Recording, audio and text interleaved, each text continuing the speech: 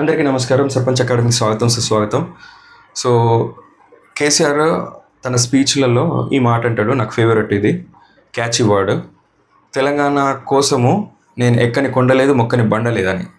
So Telangana కోసము ఆయన చేసిన స్ట్రగుల్ని ఆ చిన్న వర్డ్స్లో అట్లా చెప్పిండు. అట్లనే నువ్వు సర్పంచ్ గెలవాలంటే నువ్వు విజిట్ చేయని ఇల్లు ఉండకూడదు, నువ్వు మాట్లాడని ఓటరు ఉండకూడదు. అంటే నువ్వు సర్పంచ్కి వెళ్ళావంటే ప్రతి ఒక్క ఓటర్తో నువ్వు మాట్లాడాలి, ప్రతి ఒక్క ఇంటిని సందర్శించాలి.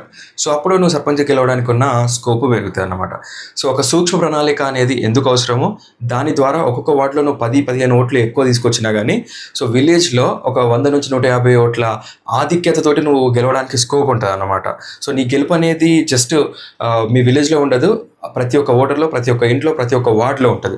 సో కాబట్టి ఆ మైక్రో ప్లానింగ్ నువ్వు చేసి, నువ్వు దాని తగ్గట్టు నీ క్యాంపెయిన్ని, నీ ఎఫర్ట్స్, నీ టైము, రిసోర్సెస్ యూటిలైజ్ చేసుకుంటే డెఫినెట్గా విన్ అవ్వడానికి స్కోప్ ఉంటుంది. అందుకోసమే సర్పంచ్ గెలవడానికి ఒక సూక్ష్మ ప్రణాళిక యొక్క అవసరము, ఎట్లా సూక్ష్మ ప్రణాళికలు డిజైన్ చేసుకోవాలి, దాని అవసరం ఏంటిది, దానివల్ల నీకున్న బెనిఫిట్స్ ఏంటిది, నేను సర్పంచ్ అవ్వడానికి అది ఎట్లా హెల్ప్ అవుతుంది, ఒక డీటెయిల్ వీడియో చేసి శ్రీకాంత్ సార్ క్లాసెస్ యాప్లో ఒక కోర్స్ లాంచ్ చేసి దాంట్లో పెట్టినాను.